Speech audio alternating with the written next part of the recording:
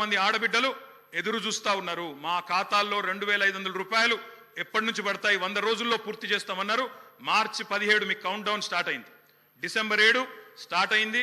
మార్చి 17కు 100 రోజులు నిండుతుంది. ఆ 100 రోజుల లోపల 1.5 కోటి మంది మహిళల ఖాతాల్లో 2500 వేస్తారా అయ్యారా? 90 లక్షల తెల్ల కార్డులు ఉన్నాయి. 90 లక్షల తెల్ల కార్డులకు మరి సిలిండర్ ఇస్తారా అయ్యారా? చూస్తాం అధ్యక్ష.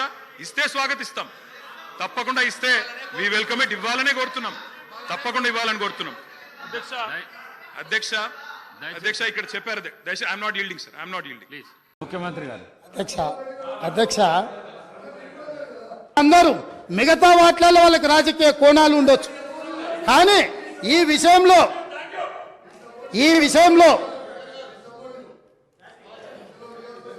రన్నింగ్ కామెంట్ చేయకండి దయచేసి ప్లీజ్. సార్ పాపం తెలియక అట్లా అంటుండే, కానీ తర్వాత ఆయనకుండే బాధలు ఆయనకుంటాయి.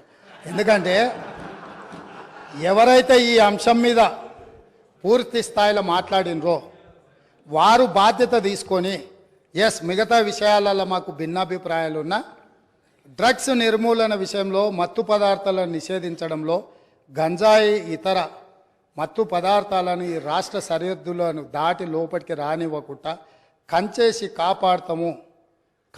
కాపాడాల్సిన బాధ్యత ఈ 119 మంది శాసనసభ్యుల మీద ఉన్నది అని మనందరం ఏకగ్రీవంగా ఈ విషయంలో ఒక అభిప్రాయానికి వచ్చి ఉంటే ఎంత మంచి సందేశం ఇవాళ తెలంగాణ ప్రజలకు చేరుండేది అధ్యక్ష. కాళ్ళు వనకాలి అధ్యక్ష. ఎవరైనా ఈ రాష్ట్రంలో గంజాయి కానీ, కొకైన్ కానీ, హెరాయిన్ కానీ ఇట్లాంటివి రకరకాల ఎన్నో పేర్లు పలకడానికి కూడా నాకు రాదు అధ్యక్ష. వీటన్నిటినీ 100% ఉక్కు పాదంతో అణిచివేస్తాం, ఎంత వాళ్ళున్నా బొక్కలేస్తామనే నిబద్ధతతో మా ప్రభుత్వం పనిచేయబోతుంది. దీనికైనా వాళ్ళు పూర్తి స్థాయిలో మద్దతు పలకాలి అని చెప్పి మీ ద్వారా వారికి విజ్ఞప్తి చేస్తున్నా అధ్యక్ష. అదేవిధంగా అధ్యక్ష,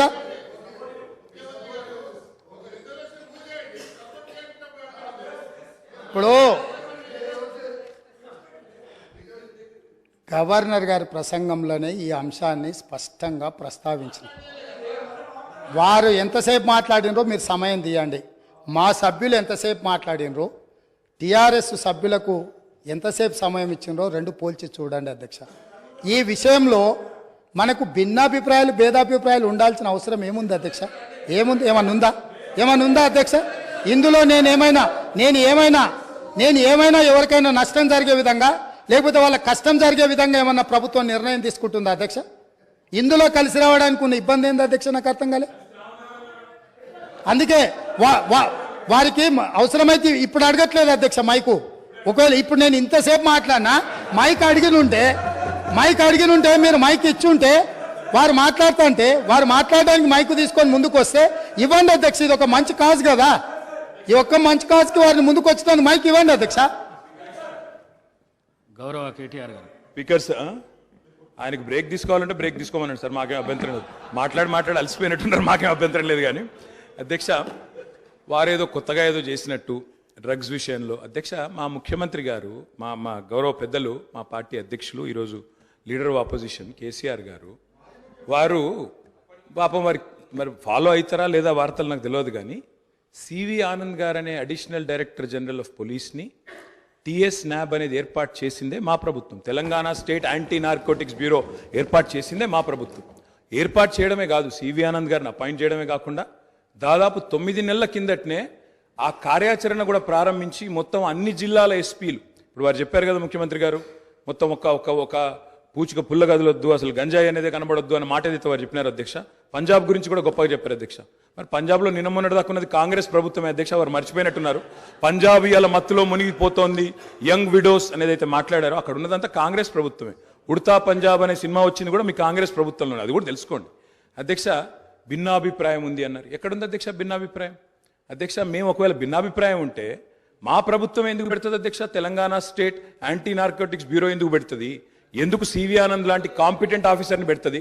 సరే మీరు తీసేసింది ఆయన, అది వేరే విషయం, కానీ సివి ఆనంద్ లాంటి కాంపిటెంట్ ఆఫీసర్ని ఎందుకు పెడతాం అధ్యక్ష? ఇంకో మాట అధ్యక్ష, ఇట్లాంటి విషయాలు ఇప్పుడు ఈ రోజు కాదు అధ్యక్ష, ఇట్లాంటి విషయాల్లో గౌరవ ముఖ్యమంత్రి గారు ఆనాడు కేసీఆర్ గారు మరి షీ టీమ్స్ పెట్టినా, రాష్ట్ర ప్రయోజనాలకు సంబంధించి ఏ అంశం పెట్టినా, ఈరోజు డ్రగ్స్ విషయంలో మీరు మాట్లాడినా ఒక 100% కాదు అధ్యక్ష, 1000% మా పార్టీ నుంచి పూర్తి సహకారం ఉంటుంది ఈ విషయంలో.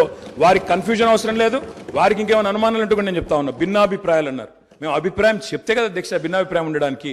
అది మేమే చెప్పినాము, మేమే మా ప్రభుత్వం ఉన్నప్పుడే ఏర్పాటు చేసిన సంస్థ. ఇవాళ మీరు క్రెడిట్ తీసుకుంటా అనుకోవచ్చు, మాట్లాడితే మేనేజ్మెంట్ కోట అంటారు అధ్యక్ష.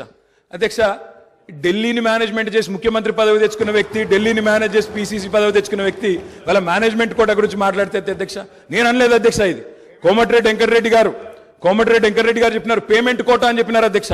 కాబట్టి ఆయన కూడా మాట్లాడితే బాగలేదు అధ్యక్ష, వారిని సవరించుకోమనండి.